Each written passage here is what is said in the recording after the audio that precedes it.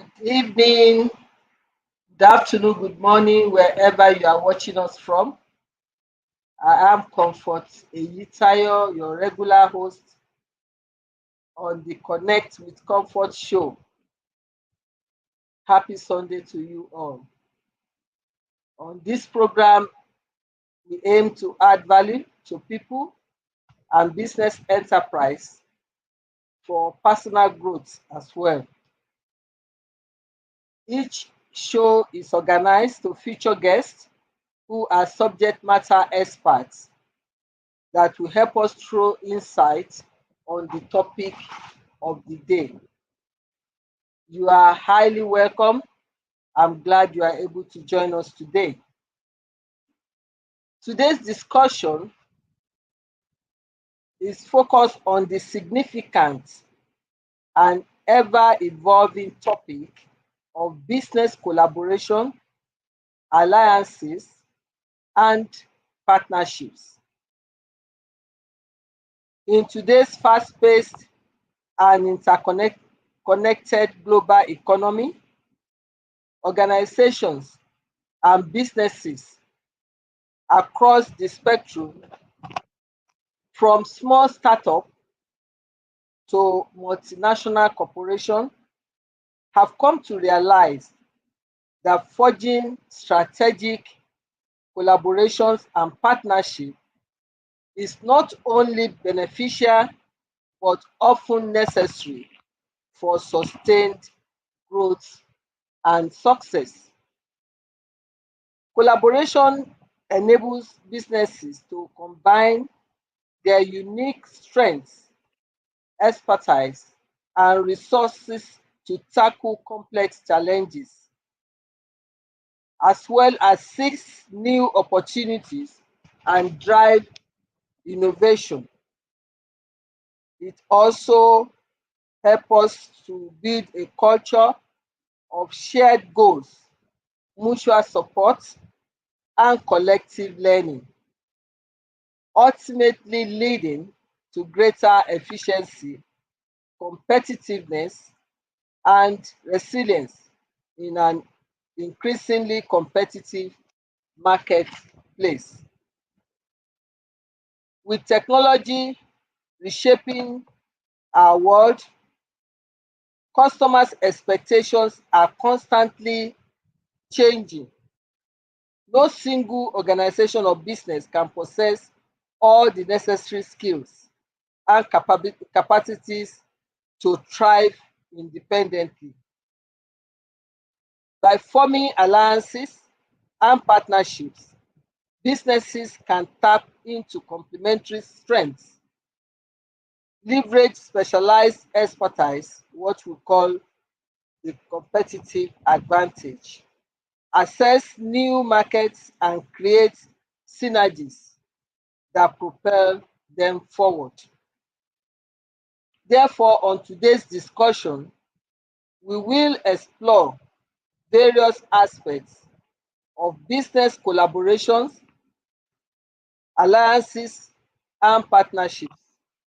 We will delve into the key factors that contribute to successful collaborations. We will also gain insights from our guest, who is already in the house,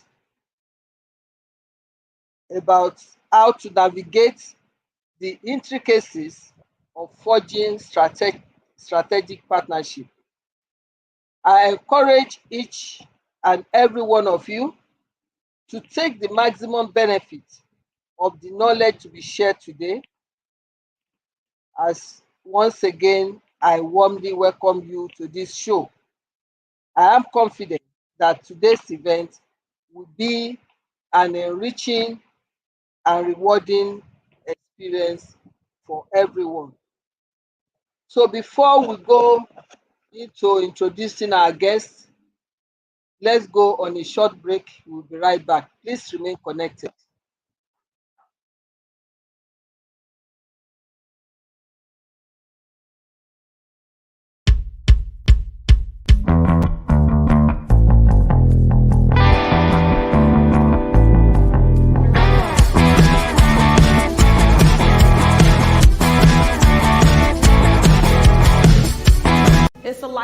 also in survival. I remember when my ninth grade teacher asked me, Lisa, what do you want to be when you grow up? And see, I have to fight the Harlem Crip 30s every day to get home from school, so I looked at her and said, alive. I took an English class, I got a fail in English. And my English teacher said in front of the entire class, Lisa, you have to be the weakest writer I've ever met in my entire life. Don't worry, my story ends good. Don't feel sorry for me. I got 7 under my belt. And then the same year, my speech teacher said, after giving me a D-, I knew I had an A in speech. Like, come on. He obviously didn't agree with me. He gave me a D- and said, quote unquote, Miss Nichols, I recommend you never speak in public, that you get a desk job. So here's the beauty of that story. Other people's perception of you ain't none of your business. Everything you've ever been through, sat through, rose through, cried through, prayed through, everything is a setup for your next best season. And the way you forgive the perceivingly unforgivable, the way you love the perceivingly unlovable, the way you accept what seems to be unacceptable, the way you embrace after you've been betrayed, the way you do that is the way you will lead us. Your light belongs to everyone who'll be illuminated because you were bold enough and obedient enough to let your light shine. Yes, yes? Thank you very much. I hope we've learned one word or two from that video. You are welcome back. On today's show, we have a distinguished guest in the house, in the person of Oluseye Igbafe.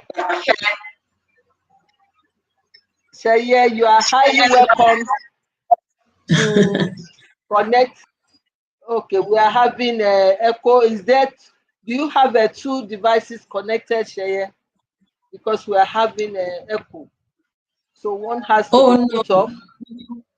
No, I do not have. In the meantime, while you do that, we welcome you to connect with Comfort Show. Thank you. It's nice to be here. Good evening, ma'am. Okay.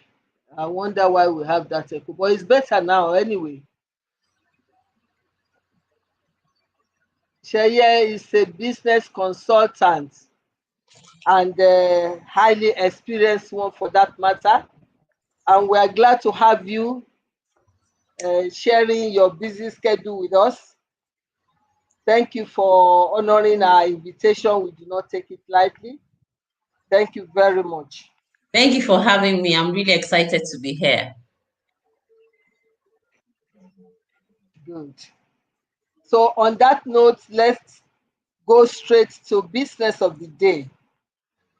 I'll start my first question with you telling us about the specific goals that your business or businesses that you have known hope to achieve through business collaborations, alliances, and partnership. Thank you very much.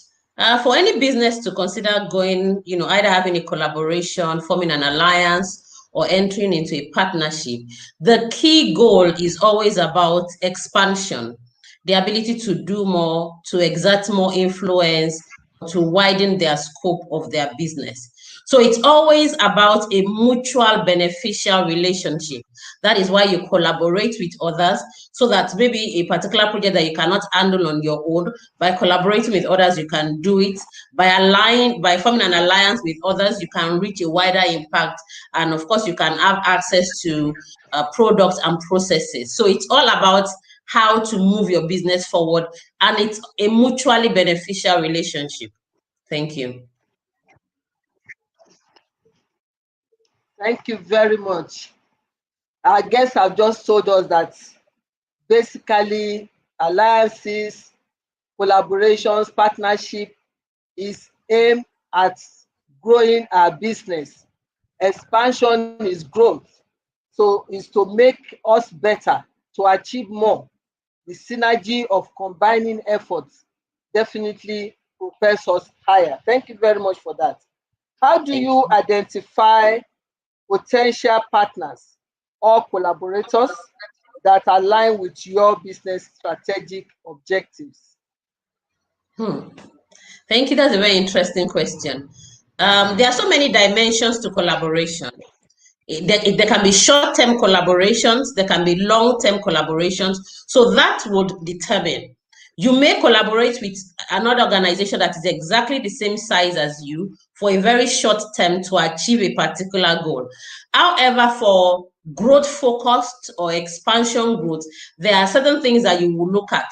What is the history of the organization? How are they growing as well? What is their influence in that sphere of business or in that industry that you also want to grow? What are the mutually beneficial results that will align to you? So there are so many of those factors that you will consider in making a decision. It's not just every business that's in the same industry with you that you can collaborate with. No. And it is not every business that you can form alliances with. No. You must ensure that even both of you have the same vision, you have the same kind of goal. You also have the same values, because there are organizations that believe that the end justifies the means. So your alliances, if not well done, can actually destroy the business that you have built. So you must do your background check to ensure that so many things are in place in terms of value and benefit before you form that alliance or that partnership. Thank you. Thank you very much. One critical thing that cut across as for me that strikes me is what we should watch out for, those with the same values. Is very important. If you have been building a culture of value, of excellence, you do not want to collaborate with wrong people that, like she said, the end justify the means. They are ready to do anything, maybe for money, at the end of the day, maybe at the expense of their integrity and their good standing in the community, which goes a long way. That is very key. So please let us note that, yes, it's good to collaborate, it's good to have partners in whatever business, maybe short or long, but we must make sure that, as they say, birds of the same feather fly together. So be sure that people you want to collaborate with are of the same value in terms of their core values, what they believe in, what they stand for, the integrity in particular is the same. Thank you very much for that. Now, what criteria do you use to evaluate the sustainability of a potential business partner or collaborator? Thank you, ma'am. Like I said, the indices that you would use would determine on the kind of collaboration or partnership or alliance. But let me talk about partnership.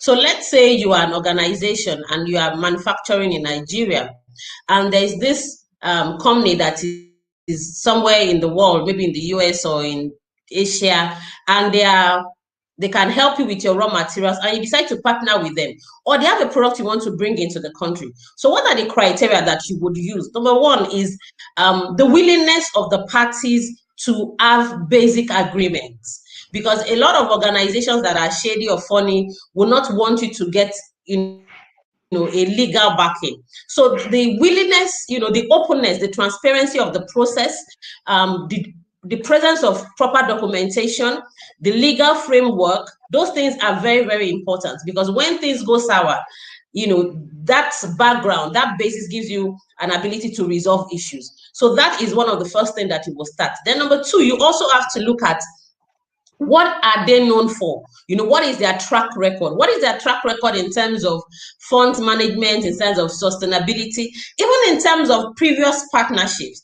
There are companies that they have formed partnership with 1, 2, 3, 4, 5, and probably are going to be the next victim if you are not doing your due diligence. So what is their track record in terms of keeping to their word, in terms of their integrity? What is their track record?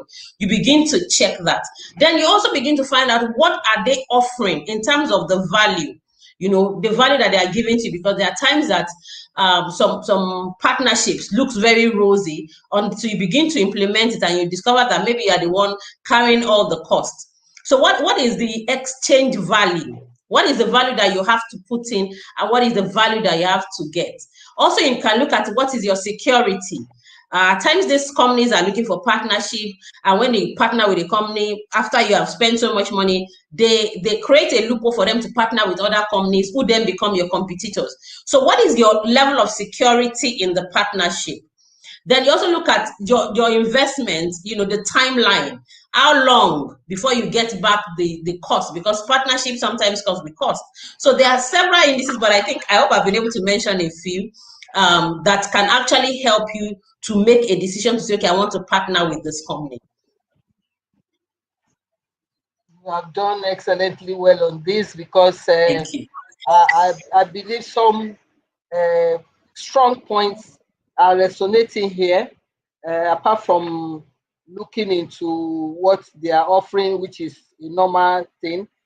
One thing that you said, which is important, and I want our viewers to take note, the what I will call exit clause, because she said security. That exit clause is very important in any legal agreement.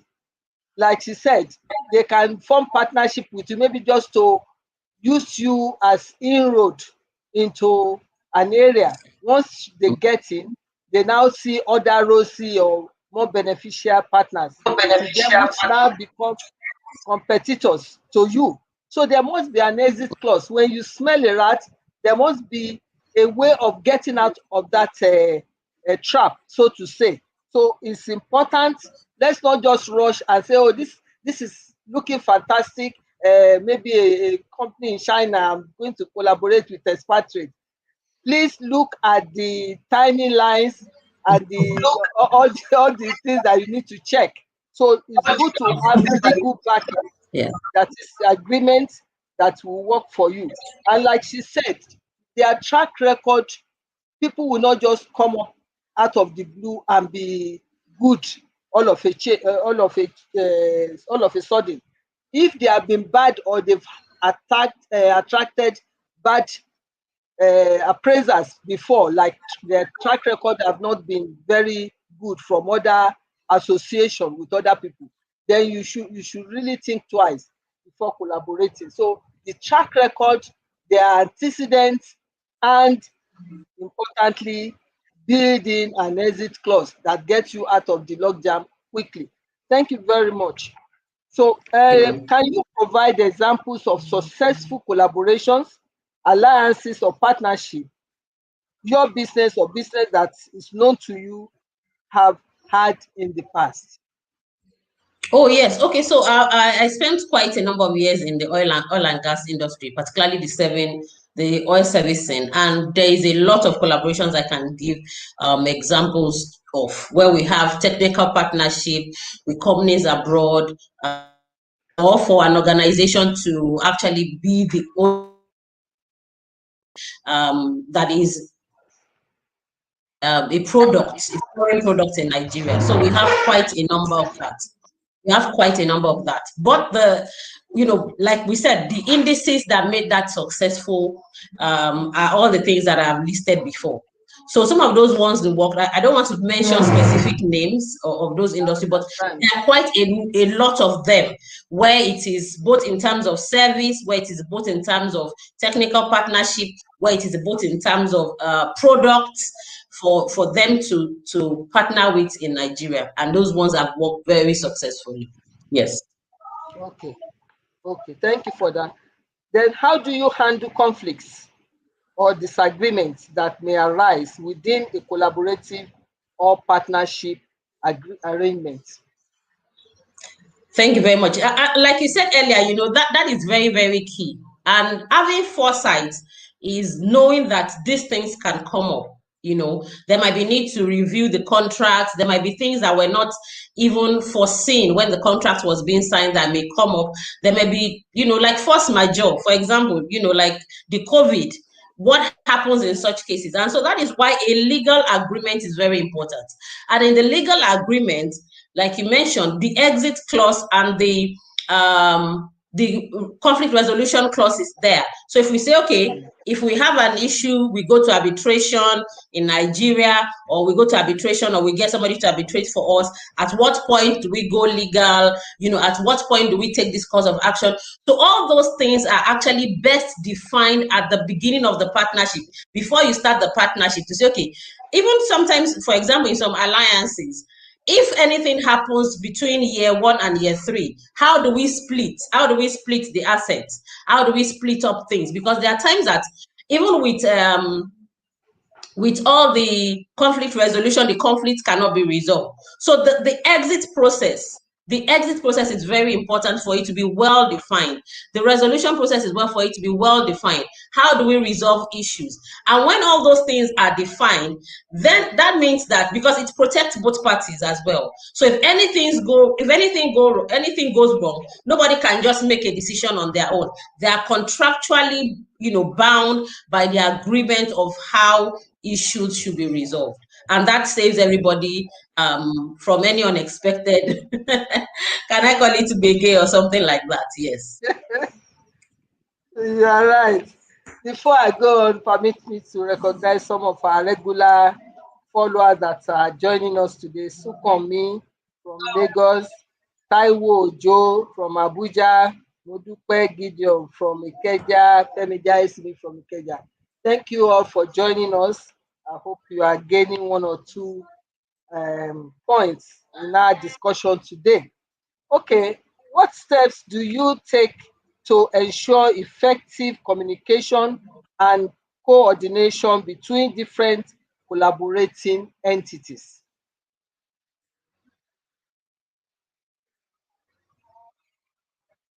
Did you hear that? Sheye? Sheye, did you hear the question?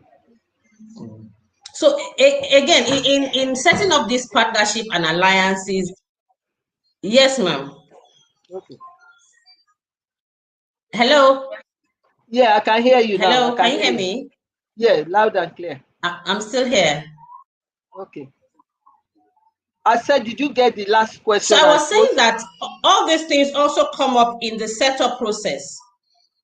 In the process of setting up, the process of course, there should be normal communication, but there are some certain communication that has to be defined to say, okay, how do we channel our communication? What is our acceptable format of communication? Is it by email? And okay. So I was saying that it's also in the process of defining the agreement.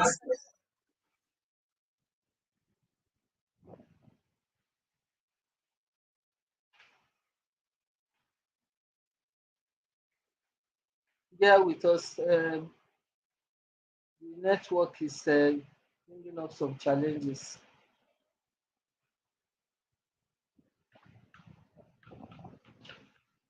Well, she was enlightening us about when we should start defining the type and mode of communication.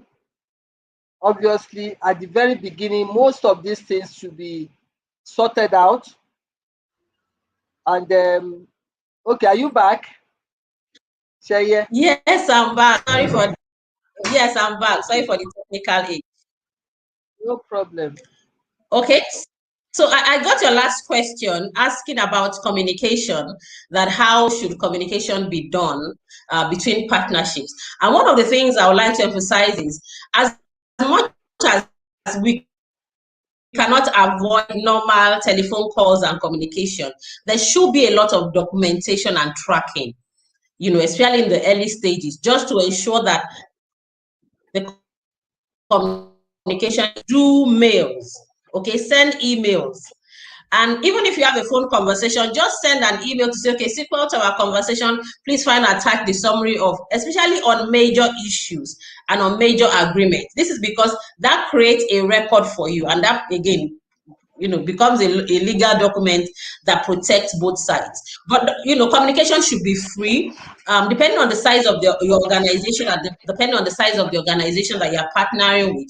You can identify the people that will be in charge of the communication. So the person that is representing you and their own representative, the formal means of communication. All this will ensure that there is no breakdown of communication or there is no communication. So yes, you can communicate through calls and texts and things like that. But when it comes to major issues, clarifications, requests, and formalities that has to do with the partnership, please ensure that they are documented for your safety and the safety of your organization. Thank you. Thank you very much. One thing that came across about, like you said, even if it's a phone call, follow it up with a mail to say further to our conversation.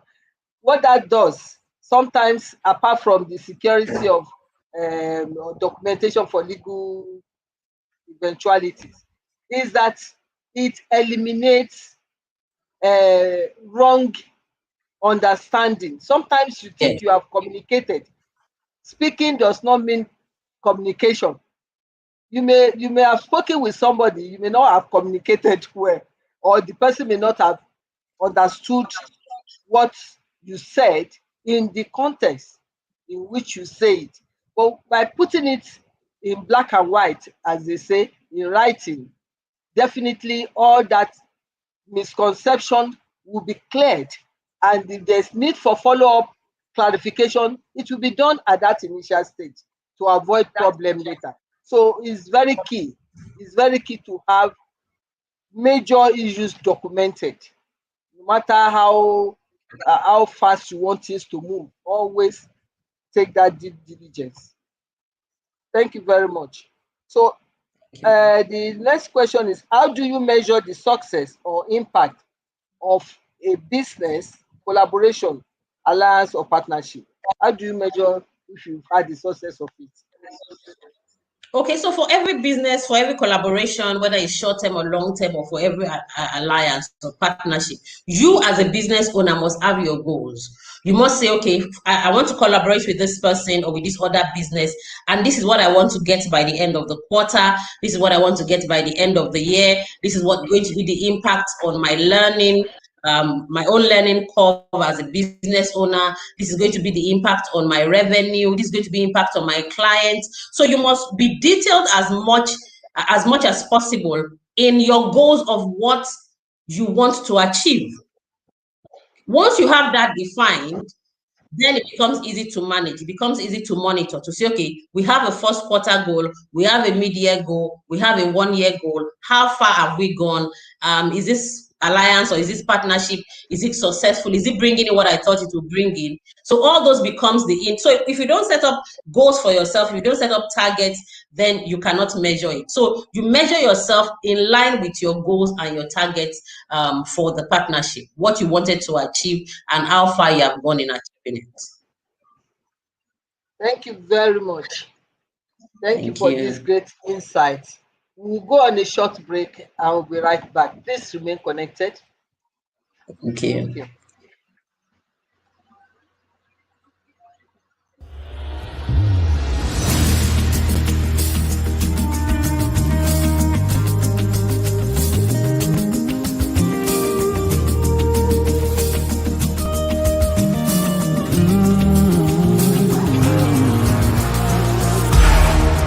These dry bones will rise again, 'cause the stone has been rolled away.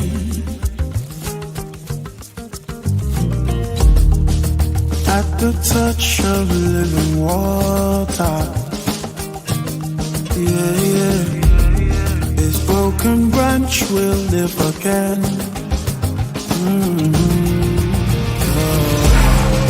Fallen walls will be restored, says the Lord. So hear his voice as he calls, come forth, arise, come alive. It's not over till Jehovah says.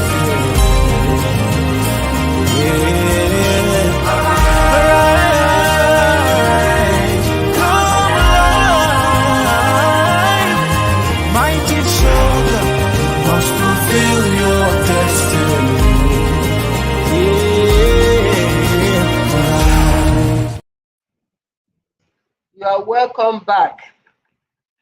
It is not over until it is over. But what that tells us, we should not be thinking of it being over. We should persevere and then make sure that we achieve success of any business endeavor that we have our mind on. Set target for ourselves. Like our guest said before we went on break, if you have a goal, set targets, then you'll be able to know if you are on the right track. You'll be measuring it as you go along. The target is broken down in phases. 3 months, 6 months, 1 year, what have you achieved? Does it compare with the goals you set for yourself? Those are the ways to measure success. And keep at it. Once you keep at it and you keep working on it, definitely your business will grow. Yeah. Thank you very much. You are welcome back once again. So we go to the next question. Thank you. What are the key factors? We are having that echo again. What are the key factors that you can consider when negotiating terms and agreement for a collaboration or partnership? Thank you, ma'am. So I think this goes back to the last thing that we're talking about, and that is what you want to achieve with the partnership. Sometimes the collaborations, like we said, are just short-term collaborations for you to execute a project. Sometimes the alliances are for you to grow your business. Sometimes for you to develop your own learning, for you to build your own knowledge and skills base. All those things that you want to achieve then becomes part of the criteria in selecting an organization to collaborate with your partner with. So let me give an example. So let's even say you are like you're into catering business, something as simple as catering business, and you have a job, you have a big job, maybe wedding or something like that, or like the inauguration, you have been asked to go for the inauguration and you don't have capacity. So in determining who you are going to collaborate with, you must ensure the person has that capacity that complements you. So skills that complement you, the abilities that you don't have, you are getting something extra for them. So if you can't go and collaborate with another organization that is not as big as you are or that cannot solve your problem. So that then forms the criteria of who you collaborate with. What do you want to get out of the partnership? Once you identify that, the next thing is to identify that this business I want to collaborate with, do they have it? And in choosing to collaborate with someone or choosing to form an alliance or a partnership, you should also think of as many organizations as possible. So then you have a basis to compare. So it's not just the person that jumps at you that you should compare. You should actually look and search wide, because it's like recruitment. You're looking for a partner. So you could look at different organizations and say, okay, what do they all bring to the table? What can they afford me? And beyond what you are looking at an organization that complements you, you can then begin to ask yourself, what other benefits can I get in this collaboration? So then you begin to think, what can they bring to the plate? Can they also bring knowledge? Can they also bring skill? Can they also bring exposure? So in thinking of that then expands your criteria of the things that you need to look for in that organization. I hope I've been able to do justice to that question. Definitely. We had the additional timeline from our online viewer, Pastor Sheyi from London. He said it's all Okay. about perceived value. So maybe Yes. he's talking about the expected value that you are expecting at the end Yes. of the day. So money follows value, he said. So you have to be sure that whatever you are putting in has good return. Exactly. So thank you very much for that input, Pastor Sheyi, all the way from London. Yes. Thank you. That they will bring value to you, and as they Yes. add value to your organization becomes enabled to make more money. That is very, very important. Okay. Okay. Thank you very much. So, how do you manage intellectual property rights and confidentiality issues when engaging in collaborations or partnership? Thank you very much. This is a very, very tricky one. And again, most of us we don't really look deep into this, especially when you are into tech, when you're into fintech, and when you're into some of these emerging economies. Intellectual property is very, very important.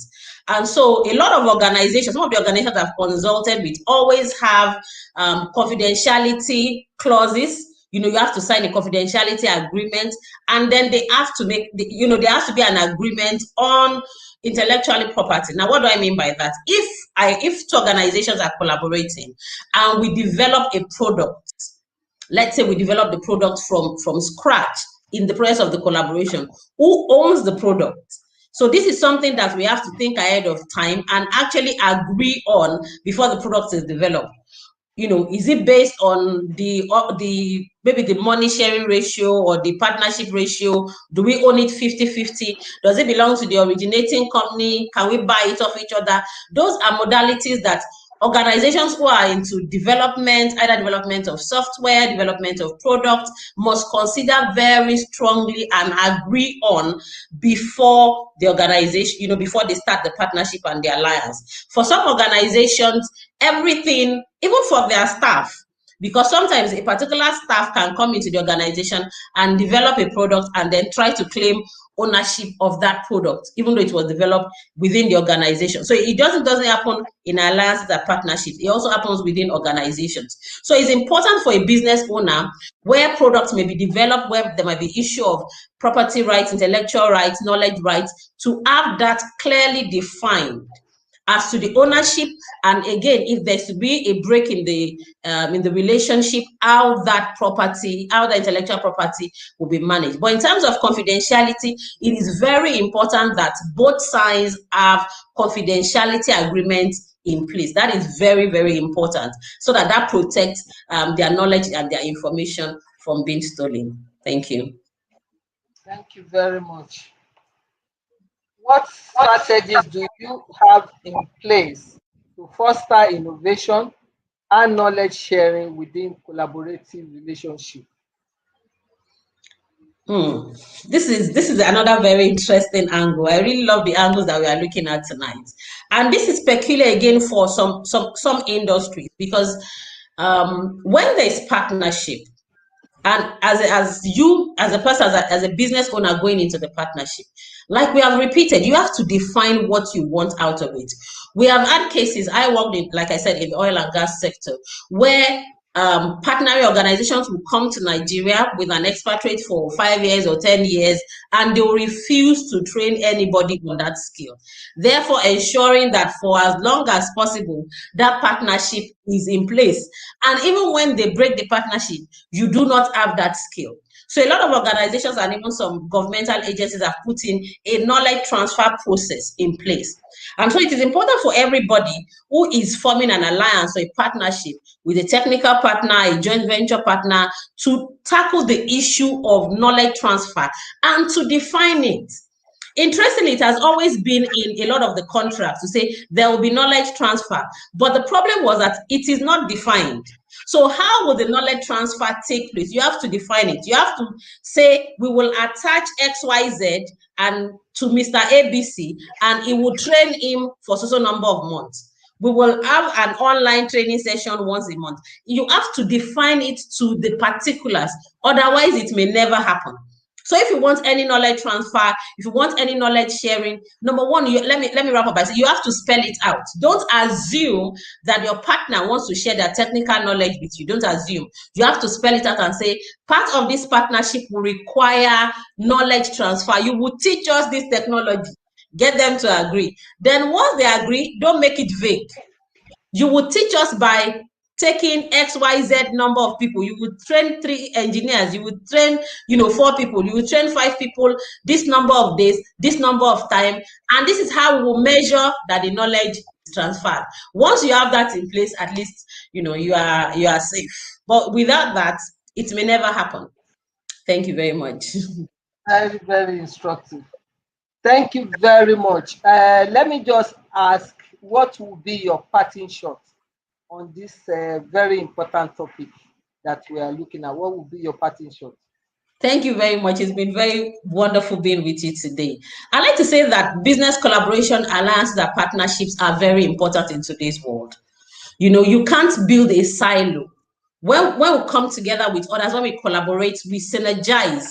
And of course, that makes there to be a ripple effect of our efforts. So partnering with others, collaborating with others, a lot of people are very afraid. I don't want to partner with anybody. Or I don't, no. You know, embrace it. Go out and look for people that you can partner with, because when you synergize, you will achieve more. But as you do that, do your due diligence, do your background check, and make sure that when you are agreeing, don't do handshake agreement. Do a legal agreement. Set up the framework that will benefit both partners. And this is very important. It is a mutually beneficial relationship.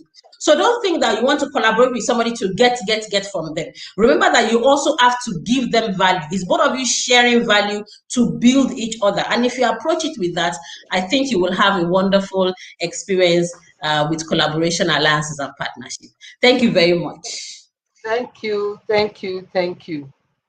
I would like to appreciate our guest today, Oluseye Igbafe.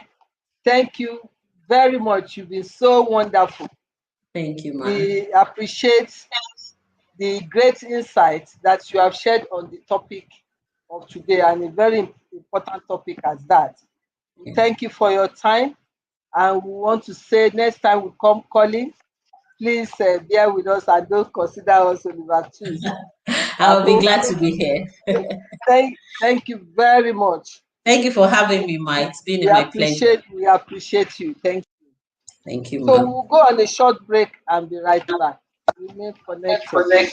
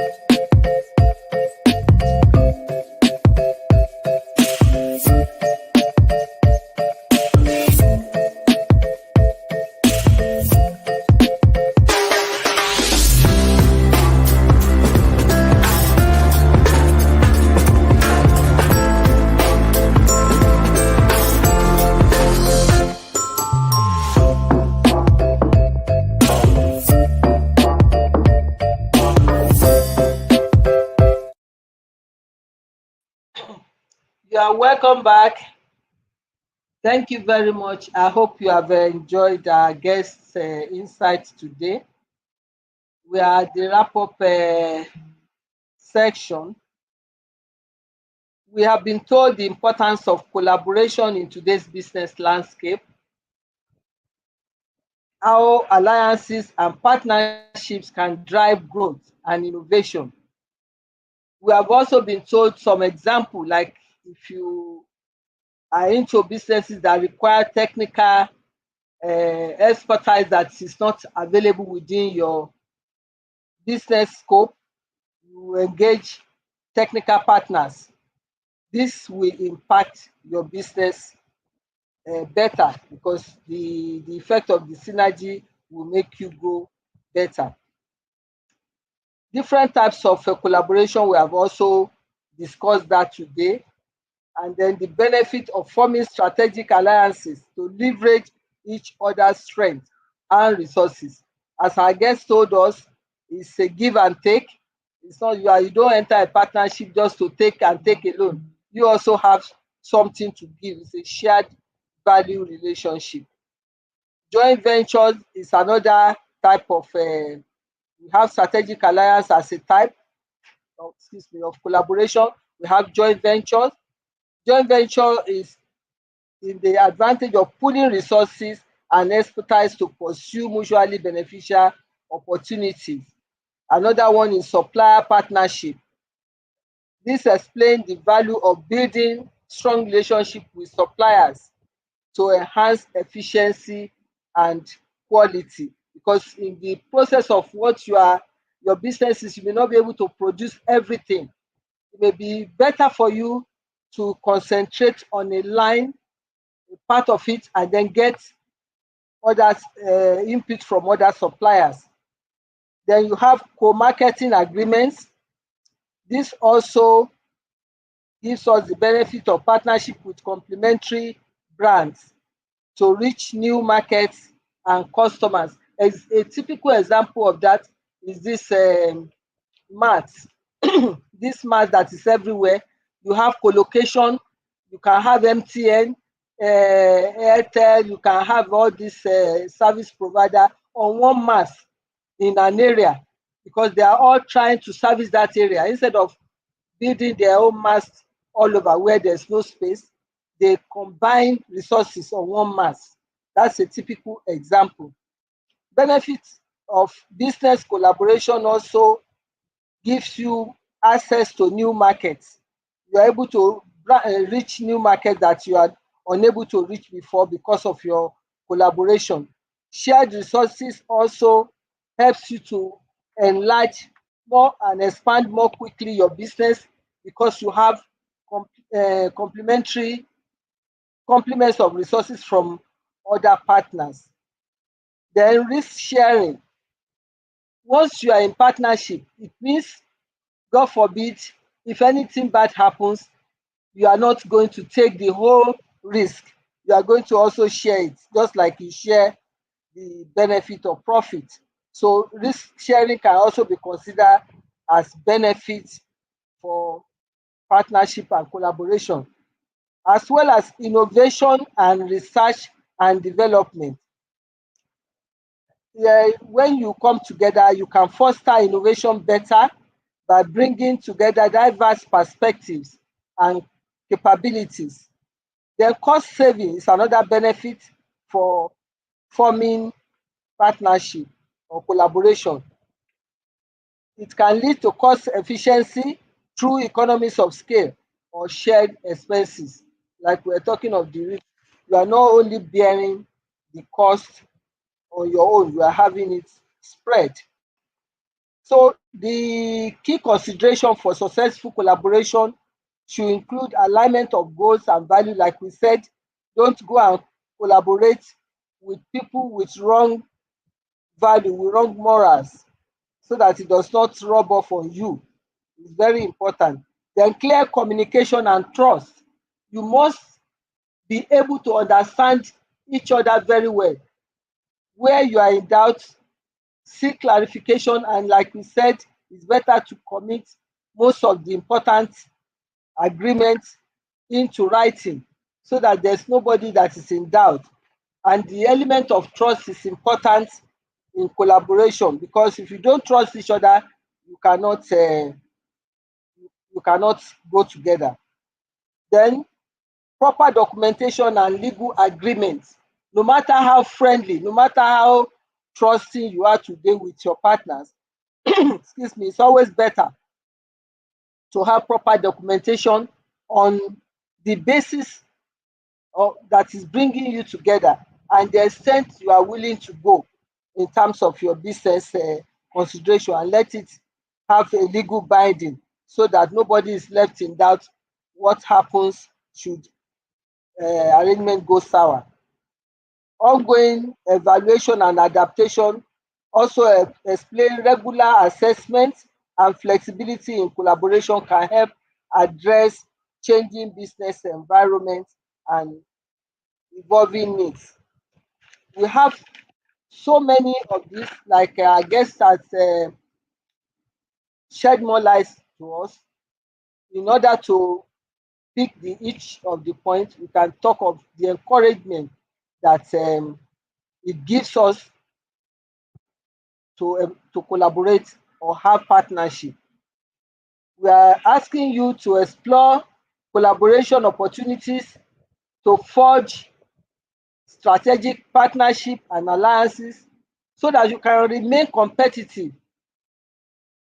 Your business can remain competitive in today's dynamic business landscape. It's getting more and more difficult to be a lone ranger.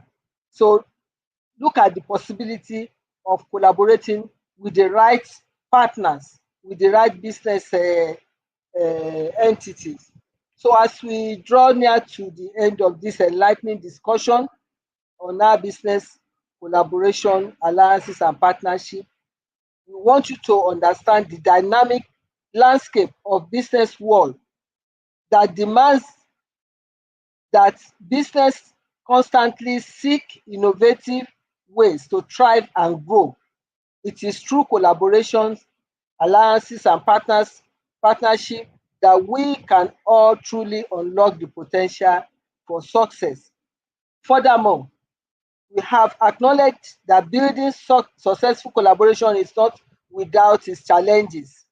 Effective communication, mutual trust, and shared goals are vital ingredients that underpin any fruitful relationship or partnership. It is through open dialogue, transparency, and willingness to adapt that we can overcome these hurdles and forge a strong and enduring alliances. As we conclude, I encourage each one of you to embark on the possibility that arise from collaboration.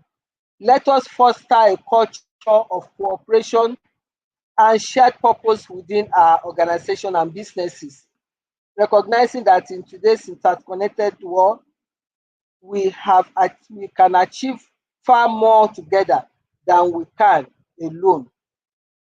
On that note, I would like to appreciate all of you, our online audience, for sparing time to connect with us. I appreciate Late Olufade. I saw his name a moment ago. Thank you for joining us. He's a constant follower of Connect with Comfort. We appreciate you. Please keep in touch for further assistance should you require any on this particular topic or any of our topic. We'll make sure that we get back to you on what clarification you require. I hope you have all enjoyed today's episode. Please remember to subscribe to my YouTube channel, Comfort Eyitayo. Once you have subscribed, please turn on the notification button, like and share our videos.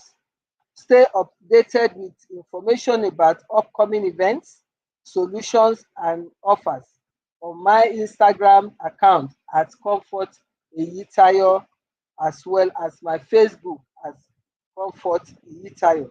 Till I come your way again, be inspired to embark on new collaborative endeavors, and may the spirit of collaboration continue to drive your innovation, prosperity, and sustainable growth in all your future endeavors. Thank you, and bye bye.